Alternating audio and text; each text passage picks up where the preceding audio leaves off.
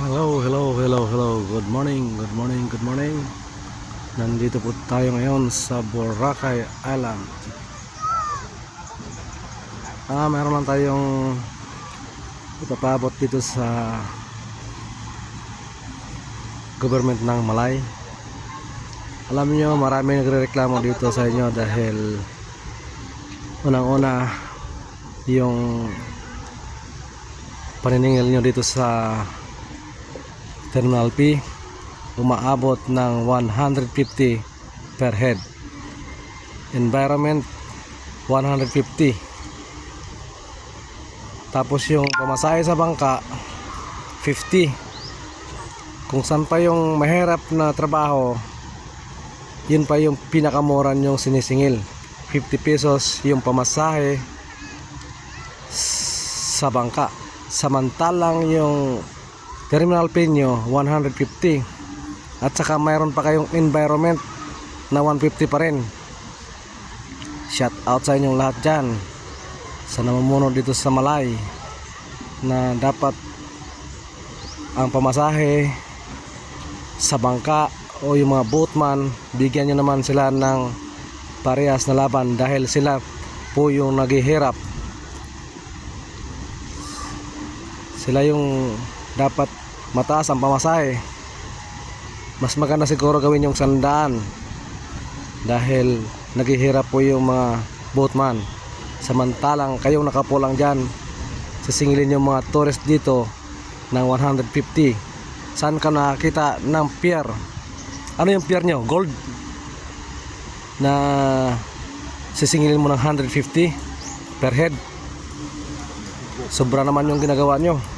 Pang hold up na yan sa mga tao, pang hold up na yan sa mga turismo. Kayo lang yata dito yung may terminal pinaganyan ka mahal, 150. Kaya shout out dyan sa Malay, na kung saan bayan ng Boracay.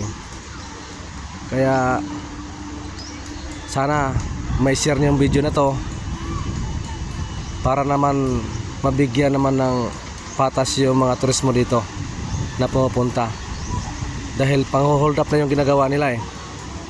Dito ko lang napansin na ang daming mga chichiburitsi. Luluwas ka ng Boracay to pupunta ka ng Katiklan, hihingi ka pa ng pass. Kung hindi, babayad ka ulit. Pag hindi ka hingi ng pa, hindi ka magtanong-tanong dito, pagbalik mo ng Boracay, kukuha ka na naman ng Terminal P at saka environment na fee ulit. Kaya shout out po dyan.